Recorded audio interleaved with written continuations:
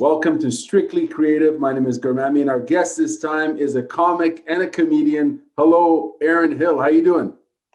Comic and a comedian. You heard it here first. I'm doing great, Garmami. How are you? I'm doing good, man. I'm doing good. Awesome. First question I have for you, sir, is from your point of view and experience, what's the role of a comedian and the role of comedy? Yeah. Geez, I got to say, that's an awesome question. Getting deep right off the bat. I always think that comedy is awesome.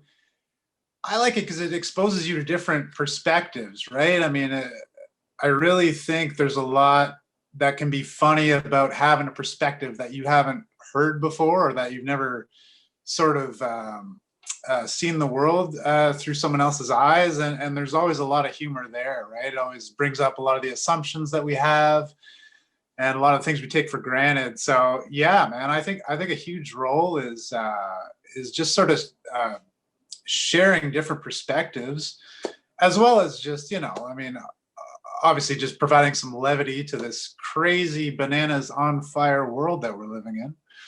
And in a personal sense too, I always feel that when I can laugh at the world or my circumstances or myself, that it kind of creates some agency, right? I don't feel as trapped. I don't feel as bogged down by my problems. If you can laugh, you have a little bit of freedom, right? So interesting. Now, as far as and I agree. I think laughter and just laughing at a situation is certainly, I think most people would agree, is the healthy thing to do.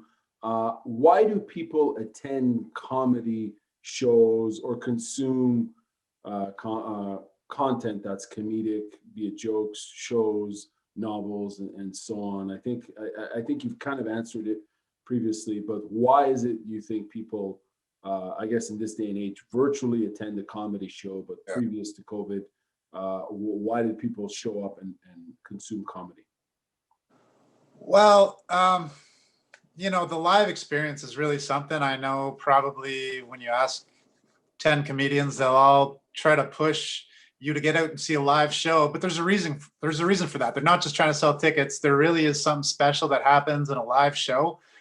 There's an atmosphere and a feeling that you can't recreate on an album or on a video.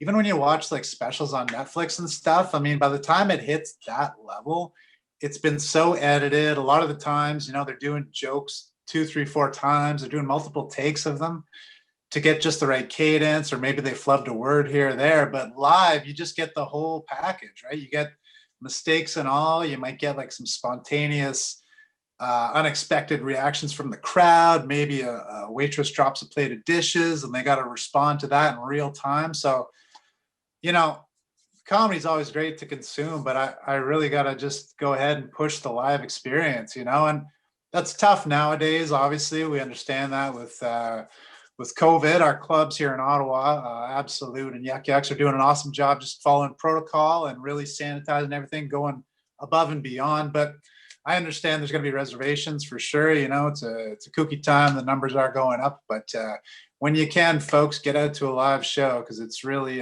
something special. And when you see something live, there's always going to be some kind of unique aspect to it that'll make it special. It's not just like a track that you play on your iPod, right? It's a unique experience that you won't forget. So, yeah. What's the community like in Ottawa as far as comedy, and what's the last 14 months been like for comedians? The community is awesome. I started about 7 years ago, 7 or 8, I forget. Anyway, I've seen it grow. When I started, there was like one open mic in the city beyond the clubs, and now, there's a thriving independent scene. You could do 3, 4 shows a week, just at independent shows or open mics if you want to. So it's really come a long way. The community's grown. There's a lot going on, and Ottawa has a pretty awesome history of comedy too. A lot of people don't know this, but like, we produce talent like Norm Macdonald. One of the best comedians of all time has come out of here. Jeremy Hotz, Tom Green, just so many like high level world class comedians have come out of here. Graham Kay more recently, Kyle Brownrigg. I mean, these are all people who just like, you know, where they cut their teeth here in Ottawa. So like I feel like people don't know that sometimes. I kind of want to like, I have this goal that I want to like commission someone to make a huge mural to put on the side of a building with like all the famous comedians, all the killers that have come out of Ottawa, because we really do have something special. I don't know if it's something in the water or we just got to make up for that boring ass bureaucratic culture this city is known for. But man, this city has a rich history in stand-up comedy. And, you know, we should be really proud of that. Yeah, over the last 14 months, it's been tough. Obviously, there's been some online stuff going on. Those are different. I've only done a couple.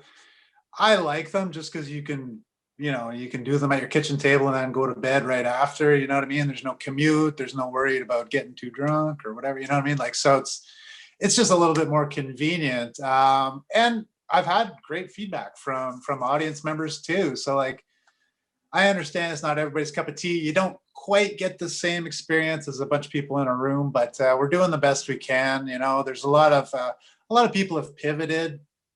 You know, myself and a couple other comedians I know really, you know, we've sort of ventured over into like musical comedy for the duration of the pandemic. You know, some people are doing like sketch or like online talk shows, stuff like that, a lot of podcasts. So I think it's just like creative people just need to create. And if we can't have stand-up comedy right now, we're going to do other things until we're back in the clubs.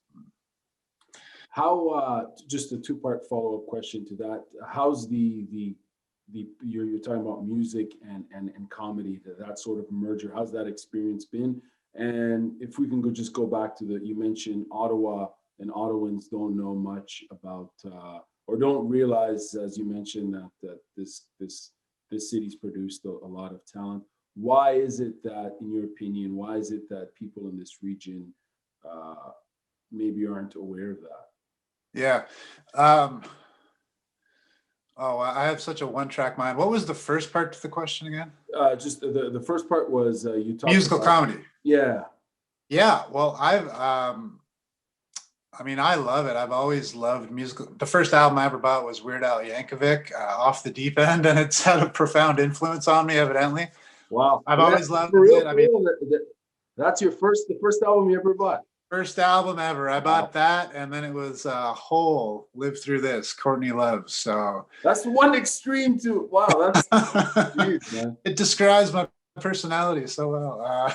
No, yeah. So I mean, I've always loved musical comedy, and you know, especially in you know, Tenacious D is just one of my favorite bands of all time, and I aspire to be as funny as they are. And I love trying. So I've actually been able to release some songs during the pandemic, which is so cool, because in a weird way it was so hard to go without stand-up, but in another way it's like, wow, now I have all this time, I can pursue this thing that I've kind of always wanted to do and never really got the ball rolling on. So I mean, I love it. I think it's something I'm going to continue even when we do have stand-up back. And of course, you know, it's kind of, there is some crossover too. Like Howard, the manager of Yuck Yucks here, actually gave my brother and I our own musical comedy show at Yuck Yucks. So I mean, we have this sort of stage now where we can perform these live, you know, when stages are kind of back up and running. So yeah, it's actually really exciting to see where those go. Like, we've had a few shows here in Ottawa, and not just our show, but just other musical comedy shows. They've always had such a great response, and there's so much talent here, so much musical comedy talent. It's always just the roof gets blown off the place. Everybody just has such a great time.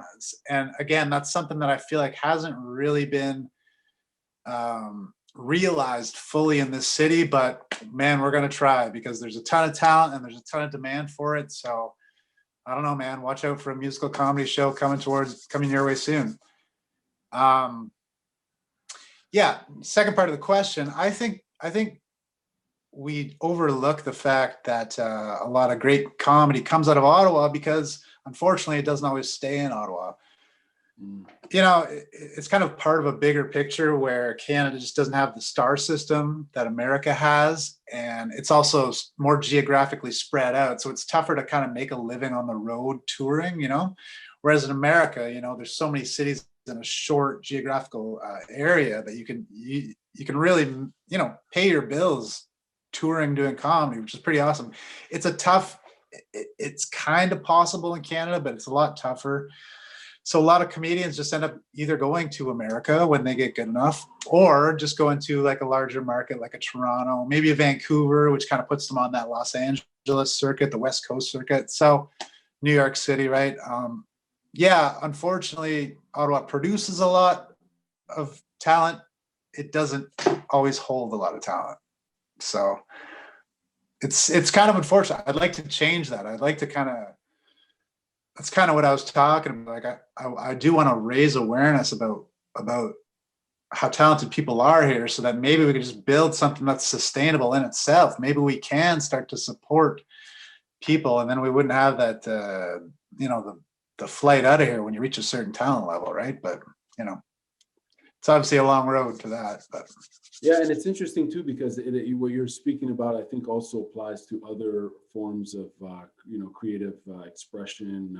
You know, from possibly music and even acting, stage acting, and a slew of other sort of artistic milieus and expressions. But I want to go back to what you mentioned before. You said you've been doing comedy for 7 years now. What got you into comedy? What's the yeah, story man. behind that? Yeah, I always loved it. I, you know, really since I mean, high school, I really started to really love comedy in a big way. Uh, Chris Rock, "Bring the Pain" was an album that was played many times in my circle of friends, and we were always quoting the jokes and stuff like that. And it really had a big impact on me. I didn't really realize at the time, but it really kind of informed a lot of the ways I started to think about the world and stuff. And I'd always kind of identified with comedians when I'd see them on television and stuff, and just the way, you know, they always just bring a unique angle to the table. Like they just look at things from a different view, and I'd always kind of just like felt like I could identify with that. But you know, I grew up in Northern Ontario. There weren't any comedy clubs and stuff like that. And then when I eventually moved out, I just didn't even like realize that it was a thing that I could just go do. Like it kind of happened by happenstance that someone we knew in our hometown worked at the Yuck Yucks bar, and we were just going out one night for beers, and we stopped in to pick them up, and we caught the end of somebody's set, and I remember just walking in there like, oh shit, like this is real, man. Like this is awesome. There's just a live human. It's not a television. It's a live human just entertaining, you know, 200 people with just words. Like this is wild. Anyway, long story short, I never really got around to it until I got a head injury. And basically I just, I suffered a concussion on the job, was subsequently out of the workforce for about a year, a little more than a year. And it was pretty debilitating. I couldn't really like exercise too hard. Reading was really problematic for me. You know, I couldn't like watch a lot of, you know, bright screens or listen to a lot of sound. And I just thought, hell, man, like there's nothing else I could do. Like, I'm just going to give this a shot. You know what I mean? I'm going to just like listen to as much stand up I can on the internet and just like study it, try to figure it out. I'm going to come up with a set and I'm just going to go for it. And I did. And I had performed on Yuck Yuck's New Talent Showcase. And at that time, like I was still so concussed that like the spotlight was just, it was just blinding. The sound was overwhelming. I was like completely out of my element, but I had my 6 minutes so well memorized. I just went up there and just kind of like hit all the points, and it went well enough that I was like, yeah, I'm doing this, you know. And then I got the hell out because the noise was bothering me, and yeah, man, I've been at it ever since. If we could just go back to what you said, the first time you went to a comedy show, you went to pick up a friend who was working there. When you walked into that space, what what was the room like? Well, what sort of energy did you feel in that space?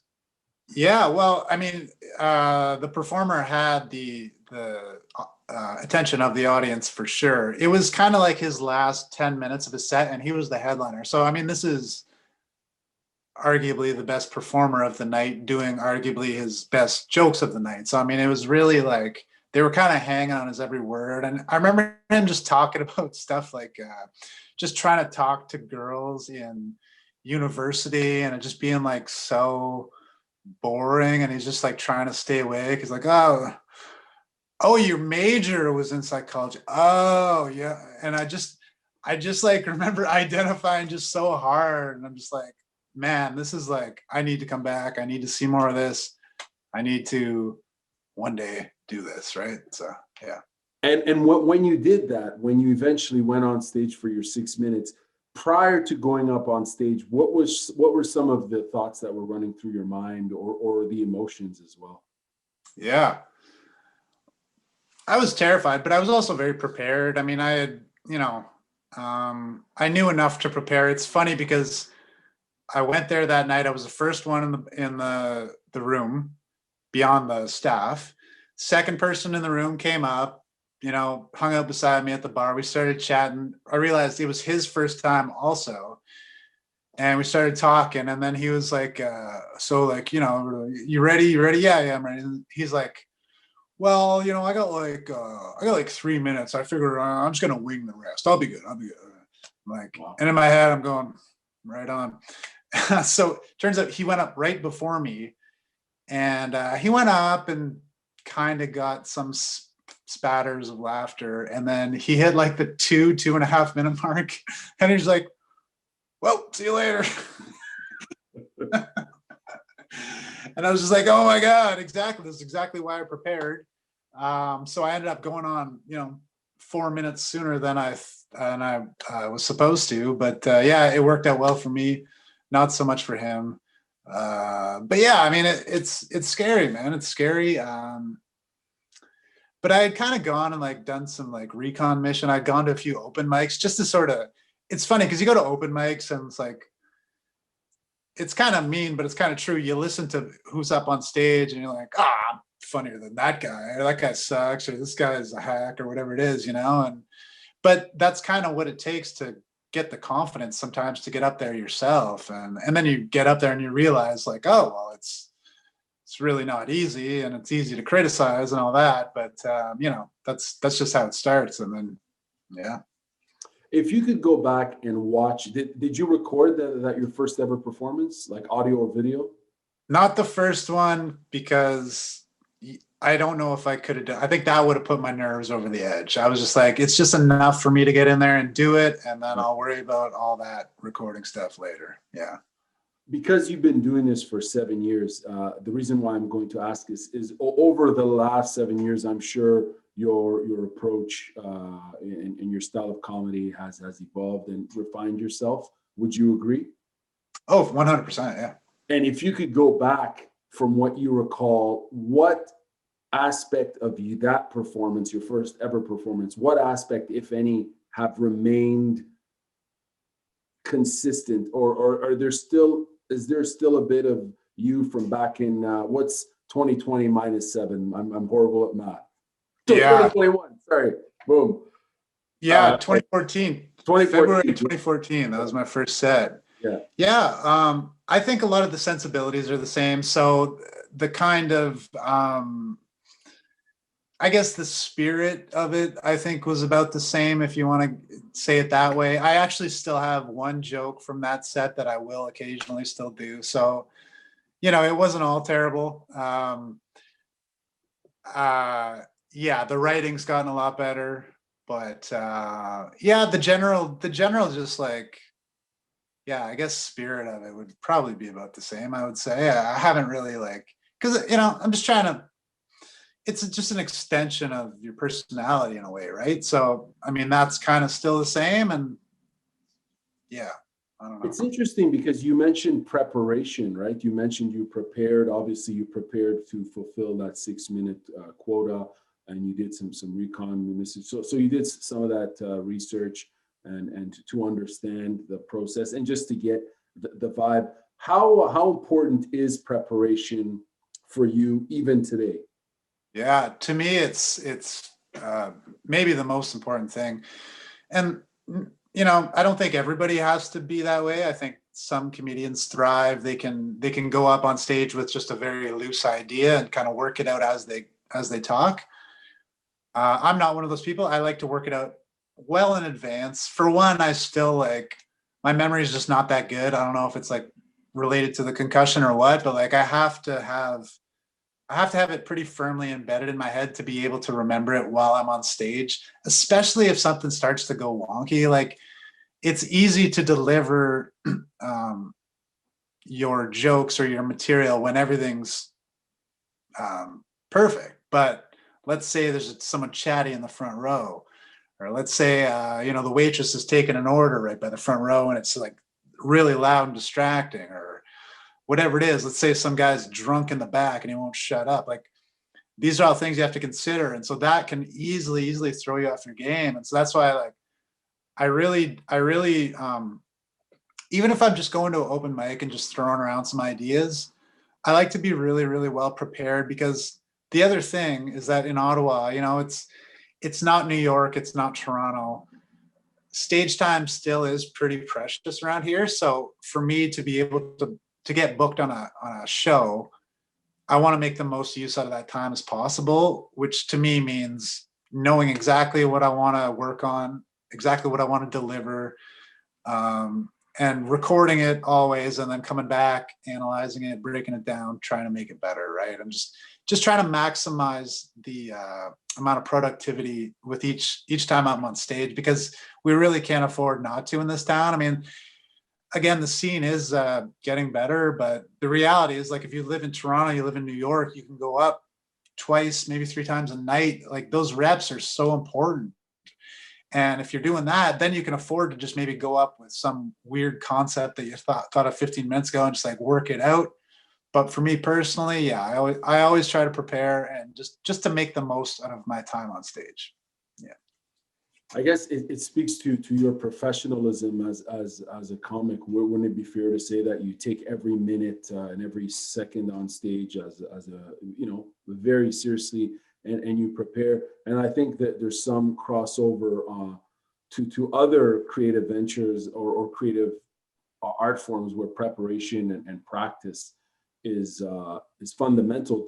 How much time would you say you spend rehearsing and practicing? Yeah, it is. And it's kind of sad, because I think when you're drawn to a creative endeavor, you don't see that side of it, right? You just see the performance or whatever it is, and you're just like, oh my God, and then you start to get into it and you're like, oh, this is a lot of work, right? So yeah, I mean, I'll definitely it depends on the show, right? Like if I'm doing an open mic, then I'll definitely just like go over my notes the day of and try to at least say them out loud one time, right? If I've got like a really important showcase set, well, then maybe I'm like rehearsing it 2 or 3 times throughout the day, maybe even starting like 2 days out, getting one rep in the second. Like I said, my memory is not great, so I do find the repetitions are helpful for me. But yeah, I mean, there's rarely a time I go on stage where I haven't put like, at least one rep and like this is me standing in my living room, whatever. And I'm visualizing an audience. Like to me, in my mind, it's the real deal. So that when I go up, like, it's like I've already done this. Right. But that's my process. And again, it's just me. Like a lot of people are I wish I was a little bit more free sometimes and loosey goosey. But again, I just find that we've only got so much stage time. I want to make the most of it. And that's just the way I approach it. Speaking of process, what is your creative process in writing and drafting jokes? Yeah, well, I try to write about 5 times a week, maybe six, even if it's just for like 10 minutes. I'll literally set a timer for 10 minutes and just go over any like unfinished ideas I've had.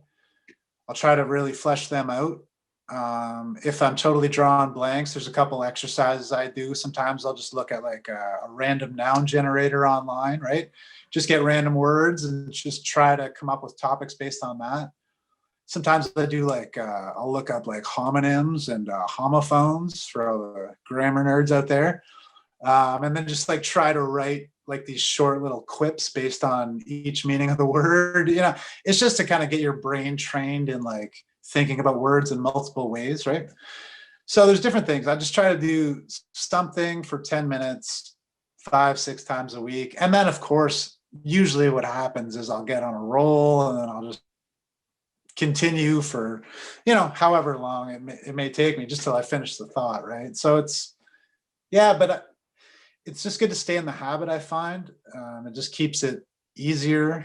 And just like performing, like when you're doing it constantly, it's just those synapses get firing and you're just kind of, you can just kind of stay hot, you know. It's the tough part of the pandemic. Sets are so few and far between that it's like you're rusty every time you go up, and it's just painful sometimes, but it just is what it is, right?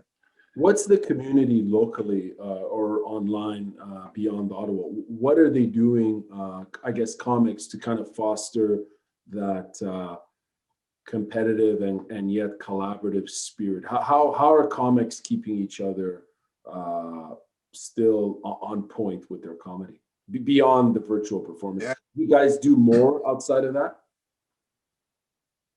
Like collaboratively? I mean, I can't speak for everybody. I'm involved in I do a weekly workshop. So like Tuesday nights, I had it tonight, and we'll just do, you know, an hour and a half. Everyone will just bring ideas to the table and we'll all just give each other feedback or any ideas that come to mind, stuff like that. So, you know, that helps. That helps just keep you in comedy mode. Is everyone? But yeah, apart from that, I mean, sorry to interrupt. Is everyone a comic that's part of this workshop? Yeah. Okay. Yeah. Interesting. Yeah. So, but I think I really see a lot of people just kind of like pivoting to other stuff. A lot of people are producing sketches. A lot of people are doing like just like little video stuff, TikToks, stuff like that. A lot of people are releasing albums that maybe they recorded like a while ago and they weren't sure if they were going to release. They just kind of had it in the can, and then like, oh, pandemic, perfect timing, you know. Yeah, it's a weird time. I mean, everyone's just kind of gone off and doing their own ways, but all trying to stay creative and productive as best we can. What would you say in terms of performance? What's your approach to delivery and in that performance? How would you describe Aaron Hill, the comic, in terms of his style? Yeah, I like to think that the writing and the jokes are kind of my driving force. Like some people are really high energy. They'll come out and really, it's almost like cheerleading. You know, some people tend to work with the crowd a lot. They'll ask questions, they'll respond in real time, right? I'm a writer. I'm a joke guy. I like the jokes. I like to kind of let the jokes speak for themselves. So I'm not going to kill you with energy, but I try to be engaging. I try to keep it interesting and compelling. I try to talk about things that are at least somewhat relevant to my life so that it just doesn't sound like I'm phoning it in. Like I have to have some kind of emotional connection to what I'm talking about for the most part, right? So yeah, that's just it. But I mean, I like the jokes. I just love the idea. It still blows me away that you could just like put words together in a certain sequence and then that will somehow elicit laughter from other people. I'm just fascinated by that concept, and I just keep trying to get better at it, you know? So would you say in your case, is content more significant than the delivery in terms of energy and the, you know, the showmanship, if you can call it? Is that more valuable? It's a tough one. I think personally that delivery and content, they're kind of symbiotic and they kind of feed off each other, right? I mean, the reality is, but I asked this, Aaron, because you've seen a lot of comics. You yourself have been on stage many times. So over the years, like I'm sure you have a certain a better understanding than someone who just attends a show, you know what I mean? Because you've been on stage and you consume comedy as well and you produce it. So it's probably not a fair question, but is the delivery, if you were to say, is the content slightly more important than the delivery, or is there a balance there? What's the formula if you can formulate one? Yeah, I think everybody's got their own little ratios and all that. And I mean, the way I look at it is if you kind of lean too heavy in any one area, then you might have a little bit of success with it, but the longevity, you got to be a little bit balanced with it, right? Some people are just high energy, but their jokes aren't great. So like it'll work, say, I don't know, 4 times out of 7. But then those other 3 times when the audience doesn't care about energy, well, you're kind of painting yourself into a corner there, right? Or vice versa. So, but what I've sort of learned is that like the more comfortable I am on stage,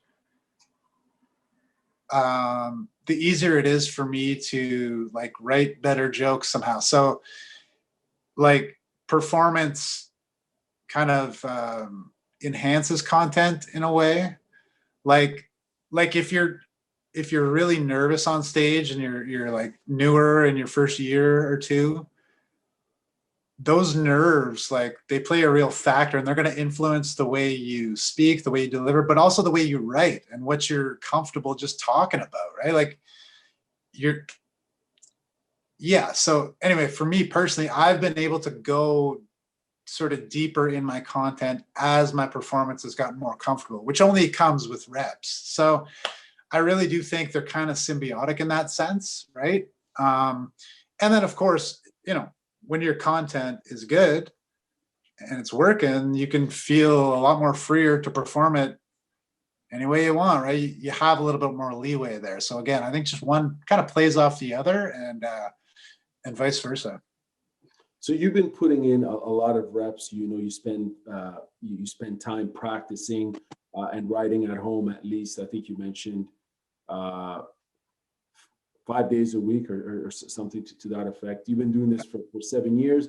How has your, as a comedian, how has your passion for comedy and as a performer, how has that changed how you consume comedy? Do you have a very critical eye or ear when you listen to, say, something on a streaming platform or even at a live show? Can you turn that critic off and just enjoy it for what it is, or is it always on? No, it's always on, and I think most people suck. I just can't turn it off. That's just how Wow. I think.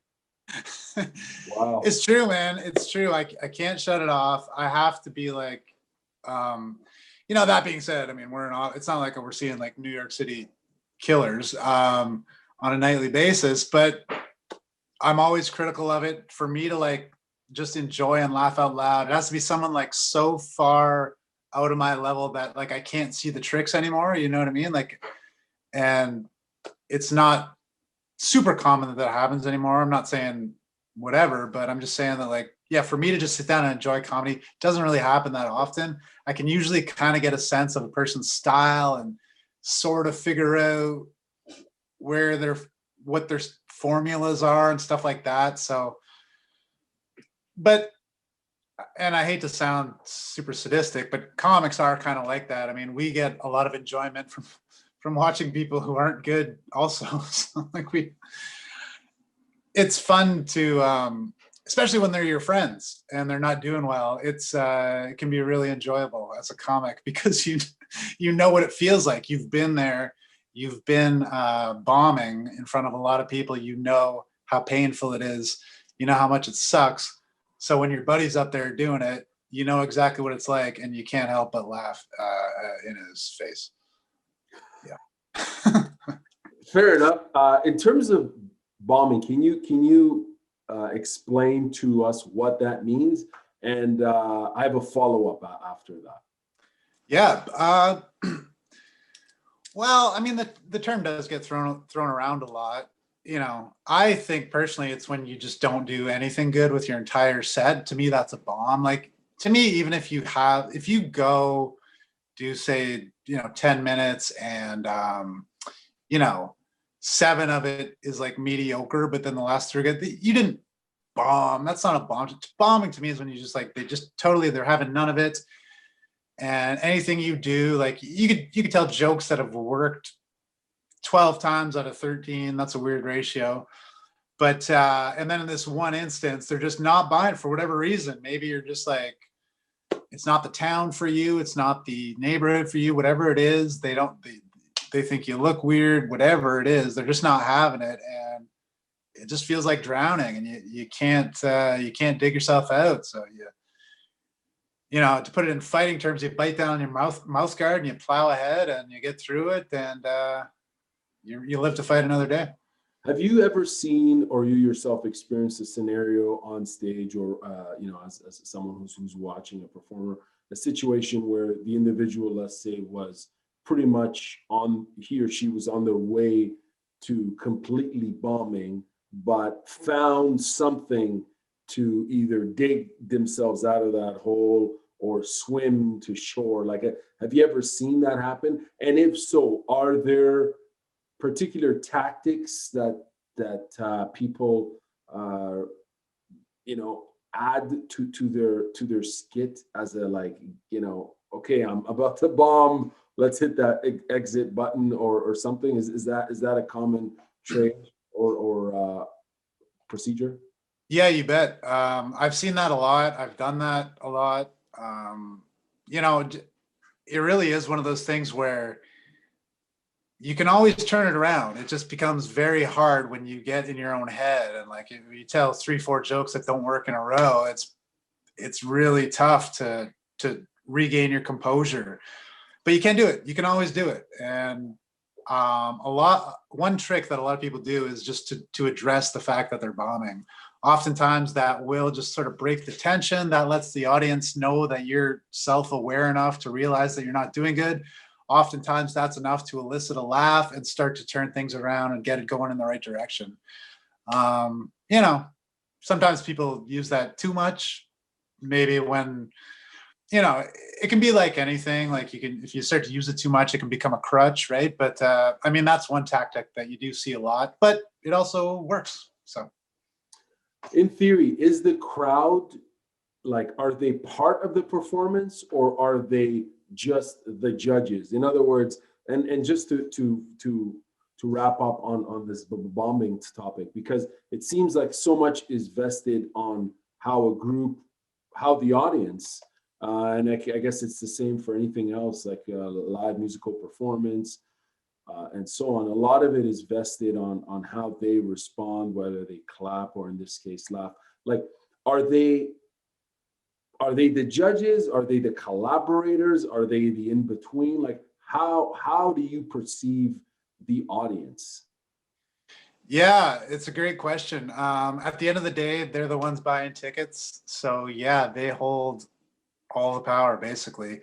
That being said, it's not like, you should never sort of accept abuse from audience members, which can happen as well. So, but yeah, at the end of the day, I think it's like anything. I think you can blame the audience if you don't do that well, but at the end of the day, you'll go farther if you always try to not cater to them, but like, you got to have, I have the mentality that the audience is always right, even when they're wrong, because that's going to take me further. Do you know what I mean? Like, sometimes audiences are just shitty. Like, there's nothing you do. Like, they just, whatever reason, sometimes they don't all come together at the beginning of a show as a cohesive unit. And so they don't work well throughout the show. It's just like different. It's very disparate. And, it can affect the entire dynamic of a whole show, right? It's really important to start things off strong, and that usually carries through. But sometimes audiences just don't come together, and in that sense, you don't want to let an audience like that. You don't want to write off your material because an audience like that didn't respond to it. But at the same time, you do want to be a professional and have the tools in your belt to be able to turn around in those situations, because it does happen fairly commonly. So yeah, it's just one of those things where the audience can be bad, but at the end of the day, you gotta act like they're always right, because at the end of the day, they're paying for tickets. They're the ones that make it all happen, you know. And if you've ever tried to do stand-up comedy to 2 people, 4 people, whatever, you understand like how important it is. So they really are part of a performance in a way. You know, laughter is contagious, right? I mean, if you have just 4 people, 6 people, it's not going to be the same show as if you have 50, as if you have 100 or 200. So yeah, I mean, audience does actually hold a lot of weight to a performance for sure. How open, from what you've seen, or in your case, yourself personally, how open are comics to feedback from audience members after a show? Is that even? It's awful. They should never give feedback. They can give feedback by not buying a ticket, but shut the hell up with your advice. You don't know anything. If you want to learn, go to an open mic. Yeah, they stink. I've had people that have never performed anything in their entire life say like, "Oh, well, this was pretty good, but you should shut up. Shut up. If you want to do comedy, go do it. Leave mine to me. I'm gonna go home and listen to it. I'm good." You know what I mean? That's interesting, because I've seen it seems like it's a very, the performance aspect is very real, as it is for any art form, but it's real in the sense where people know, it seems like the performer knows rather quickly whether or not people are buying the create, the comedic narrative that's being written, and it's obviously an extremely tough art form. But I guess the question, I'm going to ask you this question. I know you've answered it, but I want to see what else we can explore. What are some of the challenges as a comic, and the performer, and the not the sorry, let me rephrase that. Like the performer, challenges as a performer, but outside of performance, what are some of the challenges in this sort of creative art form? Yeah. Well, like as a performer, I'd say the challenges are just again like you're always it's almost like you're never doing the same show, because there's always a new audience, there's always different performers to perform with, which will affect how shows go over. Um so constantly changing environment. I've seen, I used to work the door at Absolute Comedy. We do 2 shows on Saturday, 2 shows on Friday, same lineup, same jokes, word for word, kill on the early show, bomb on the late show. It just, sometimes you just can't explain it. Like I said, sometimes the crowd's just weird. Sometimes they've been drinking since 2 p.m. and they're just too out of it by the time the late show rolls around. Sometimes it's just a different demographic. They're old enough. They're too old to get the jokes. They're too young, whatever it is, right? So that constantly changing environment, but you got to find that balance between what's true to you but what's accessible to the most amount of people, right? So that's one of the big challenges. Like we all have things that are funny in our lives, but to be able to translate that in a way that will play to a large demographic of people, that's where I think the challenge comes, right? And that's where just skill and experience really will take it. It's the only way to get there, right? Just as a stepping back as a performer, like the challenges we face here in Canada are obviously, like I did touch on. I mean, it's tough to make a living exclusively off stand up here. There are some revenue streams and stuff like that, but it's not like the States, right? Like we don't have that star system. We don't have the sheer number of markets to play to. So the reality is in Canada, even though we have like this tremendous amount of talent that comes out of here, if you're going to stay here, you're probably going to have some kind of day job, or some other whatever, irons in the fire in whatever way that you can have those, whether it's acting, you can do like adjacent stuff, acting, if you got a podcast, whatever. Writing, Um, as well. yeah, Writing. writing, yeah, absolutely. So I mean, I think, yeah, like in terms of like, if you want to be a comedian in Canada, you got to be prepared to be something other than just a comedian, which is, yeah, probably one of the biggest challenges I think we face here. Yeah. How do you read an audience? Do you read an audience before a show? Because you mentioned that example of performing, on the same day, performing at one time and captivating the audience, getting them to laugh, and then performing later on that night at a separate show, and not being successful in that. How much reading of an audience do you do now generally? Like, do you target and profile your audience just to understand what some of the considerations might need to be in your comedy? Yeah, 100%. I mean, you can kind of overdo it sometimes too. Like sometimes I'll stand by the door at the club and I'll watch all the people that come in just to get a sense of where they're at and who they are. But that can freak you out too, because then you think that you can just like freak yourself out with too much information. Sometimes it's better if you don't know who you're playing to and you just go by like the reactions to, I mean, you're always going to have like a host for a show. So oftentimes you can kind of gauge based on how they respond to the host, right? If they're hot right off the bat, or if they're laughing at a certain type of humor, maybe they're more into dirty stuff or like blue humor, or maybe like they're a little bit more, I don't know, whatever you want to call it, progressive or woke, or like, there are some factors that play into it. Some markets are just more into some humor, like Kingston, for example. You play Kingston, they like blue humor, right? They want to hear about shit and farts and whatever.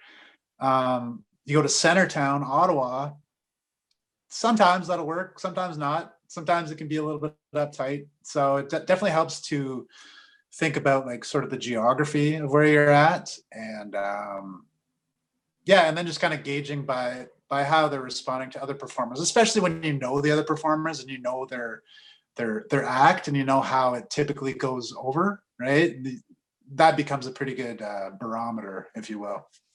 Speaking of you mentioned the host. What is the role of a host, and can they essentially, two-part question? What's the role of a host, and have you seen a host carry the show ever? Like carry as in outperform all the performers? Yes, absolutely. Role of a host, I think, is to get the audience working as a unit, right? That's really important. So part of that's just breaking the ice, maybe talking to a few people, and also just sort of getting them prepared to hear some jokes. So that means, hosting is a difficult, not necessarily difficult, but taken for granted job sometimes to do it well, right? You kind of are the backbone of the show, and suppose someone goes out and just destroys, it is kind of your responsibility to sort of reel it in a little bit before the next performer comes up. Otherwise, they're going to get buried, right? Like, so it's about sort of controlling, I guess, the momentum of the show in a certain sense. You're kind of like, I've heard one comedian say you kind of got to be like a Jedi with it. You're kind of controlling energy in a certain sense, right? So there's a lot to hosting, and there's a lot to doing it well. I've absolutely seen hosts carry the show and bury headliners like in a club setting, and it's been like, I'm surprised people didn't walk out. It just happens sometimes. It is kind of part of the game too, right? Like if you're doing like a middle spot at a club, which is like the spot about 20 minutes right before the headliner, I mean, to get to the point where you're a headliner, what you want to do is try to bury the headliner. Like you want to do so well that they can't follow you, because that's how you're going to move up the ranks. And so there is that kind of competitive spirit too. And it's kind of part of it, but sometimes it can get, if it's a big mismatch, it can be kind of ugly. Yeah. Yeah, it sounds very competitive. It's on bordering on a combat sport with words. What if you were to give us three keywords, characteristics, in your opinion, that define a good overall a good comic, what would those three keywords be? Um, I think being unique is really important. There's first of all, like so many comedians now. And especially with like online content, a lot of the, like for example, Donald Trump or COVID, like we've all heard the jokes. It's There's 8 million people out there writing jokes about COVID or Trump when he was in office. And it's just like, I like people who can kind of step around that lower hanging fruit, right? Or just find a super original take on it, right? So I think really being unique and original is such an important part of it. I think it goes so much further than even performance or energy. I just think like really having a unique voice is like one of the most important things. Um, Presence goes a long way, right? Like, and whatever that means to you as a performer, it could just be like commanding a room full of people. It could be maybe you have a really diverse range of skills, so you'll incorporate like singing into your act, or you'll incorporate like impressions or voices or act outs. I mean, there's a lot of tools that you can potentially use. I tend to not use a lot of them, but whatever way you can make your presence known and really felt in a room is going to help you at the end of the day. And that's two, and I can't really think of a third one, but I think those two, if you have, you're good to go. Excellent points. What are some of the most misunderstood as a comedian? What's the most misunderstood aspect of your art form and the craft for people who probably never step on a stage or in any capacity, or comedic capacity, if that's even a word or expression. But like, what are some of the most misunderstood things that you think people, spectators at a comedy show or consumers of content should know? Um, well, what they should know, I'm not sure. Like, I don't want to lift the curtain and then reveal everything. But what I would think that most people don't realize is just like how bad you are when you start, how long it takes to get good. Like it's a long haul, man. It's a war of attrition. You gotta bring jokes to the stage. You gotta do them over and over and hone them and refine them and get them good, and then like start to string them together and build topics and build a set, and then like and then you got to round out all your other skills, like I was saying, your crowd work, your press. Like there's a whole range of tools that you can use, but it takes a lot of work, man. It's hard because you want to. I don't think people are drawn to this lifestyle because they want to work hard. I think they be comedians because they want to be lazy. They want to sleep till noon. They want to party all night, whatever it is, right? And whatever, that's part of it too. It's all valid, but the reality is, if you want to progress and you want to really move forward, you got to put it. It's a grind. You got to put in the time. You got to put in the work. Um, some people have some kind of meteoric rises, and that's cool too. Some of them don't last. Some of them do, but for the most part, you know what I mean. If you wanna have longevity, or like, by the way, I'm nobody. Like, I shouldn't be talking about anything. Um, uh, You're but somebody. You're obviously somebody. You're a comic. You're a performer. You've been on stage here and in another city. So I wouldn't say you're a nobody. But yeah, yeah. I know what you're trying to say. But at the same time, it's like you put in 7 years into this art form and investment. Into this creative, very very tough creative art form. And I don't mean to cut you off, but I wanted to ask you, how has that time in that you've put in, because you mentioned it's a war of attrition, how has that investment, and if I can use the word journey, how has that journey shaped your perspective of the world around you, or people in terms of interpersonal dynamics? How has comedy changed you? Has it changed you? Oh yeah, yeah. I think one of the best ways it's changed me is that I don't care if people are right as much anymore, or if I'm right. Um, I think it's so easy to argue about whatever it is, right? Whether you're arguing about Democrats, Republicans, or pro-life, pro-choice, whatever it is, like you can argue till you're blue in the face. Um, it doesn't interest me. I want to do something where I'm challenged. I want to create something. I want to learn something. That's where I want to spend my time focusing. It's so much more of a rich experience. I could spend all my time trying to figure out all the ways that I could be right with all the things that I care about, but I don't care anymore. I just want to go learn and entertain and grow and be funny. Like that's all I can. So it's like, to me, it's like, if I see like a couple of people and they're having like some epic battle, I'm like, yeah, who cares? Can you write a joke? I don't care. Go create something, go learn, go be vulnerable in some way, put yourself out there.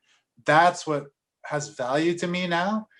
And I'm unabashed about it. And I think this has been such a positive direction for my life to go in. Like, I don't care if you can argue all day. Have fun Well, with that. that I love that, man. That's incredible. That's very healthy. It's positive, and it's because people can get caught up in so much this, that, and the other. And at the end of the day, having that ability, in your case, to make comedy, to make laughter, to create content is more valuable than getting caught up in some headache or what have you. Tell us, what's your favorite moment as a performer, as a comedian? What's that favorite epic moment for you that you think back to sometimes? Yeah, absolutely. If I can just put one little tag on the last point there, um, I think the mark of a great joke is when you can disagree with the point it's making and still laugh. To me, that is the mark of a great joke. You know what I mean? Like there's this one comic in Ottawa, Matt Carter, fantastic comedian. He's got this joke about how standard drivers are just the worst, right? Like, because all they do is talk about how standard is so much better than automatic, and you have so much more control and this and that. But he's like, it's the stupidest thing ever. Why would you want to do more work to drive your car? It's the dumbest. Like you can relax with automatic, you know what I mean? You never grind the gears, you never wear out your clutch, yada yada. And I died when I heard that. I laughed, but I don't agree. Like I'm a standard guy. I drive a standard. I'm pro standard. But he made me laugh. So he presented his point of view in such a way that the funny outshone whether it doesn't matter who's right or wrong anymore. It's like you made it so clear where you stand that I laughed, even though I disagree with you. Like that's what impresses me, right? So just to kind of wrap up that last point there. Yeah, man. My favorite, I know it's weird, but like in a performative sense, my favorite thing is when I get a real like unexpected involuntary response from an audience member. So what I mean by that is like sometimes I can be a little bit understated in my style. And so sometimes there can be a little bit of a delay between what I say and like when people catch on or this or that. And so like occasionally I'll just like tell a joke and like move on, and there'll be like one person who just gets it like a lot later than everybody else. So everybody else is done laughing, and then you'll just hear a snort or something. And it's like, because at that point, when one person snorts in a room full of people, then all hell breaks loose, right? All bets are off. Now we're just in wacky land. Anything goes. You don't have to feel inhibited. You don't have to feel self-conscious. now we're just all getting crazy together. And so that's like, that's my favorite part as a performer, is when you get that like one lone snorter. Yeah, man. That's awesome, man. And I have another question for you. Tell us a story, if you don't mind, in regards to your favorite performance ever, or favorite joke, or particular scenario that you'll never forget as a comic. Is there one? Sorry, I know it's a tough one to ask, but is there one in particular that jumps out at you, or?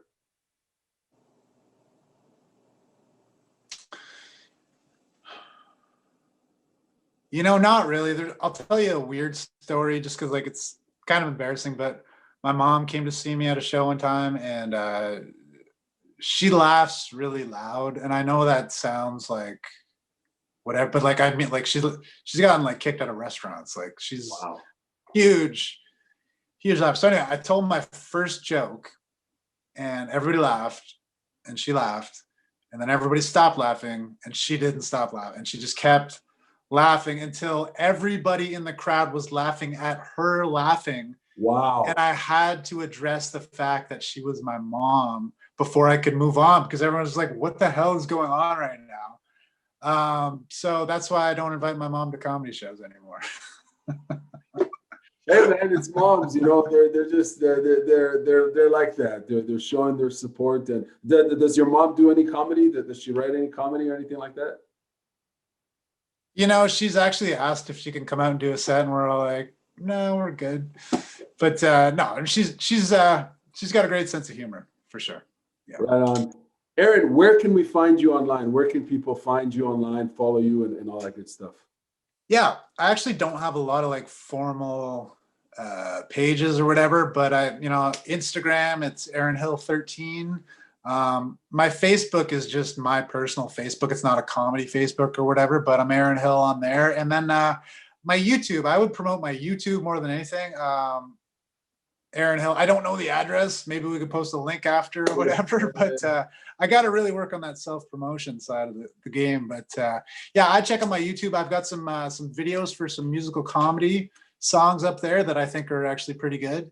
And I've got a few little web series kind of things. So I'd say check out my YouTube for sure. But my Bandcamp too. You can get my album, my 2-song album called Are You Ready to Rock, Paper, Scissors? So yeah, maybe we could just post a bunch of links after. Yeah. Sounds good, man. Thank you very much for your time. And hopefully once this, pandemic, whatever is over, I can come see you at a live show. That'd be wonderful, man. Thank you so much for having me, Garmami. This was awesome. And yeah, hope to see y'all in a comedy club real soon.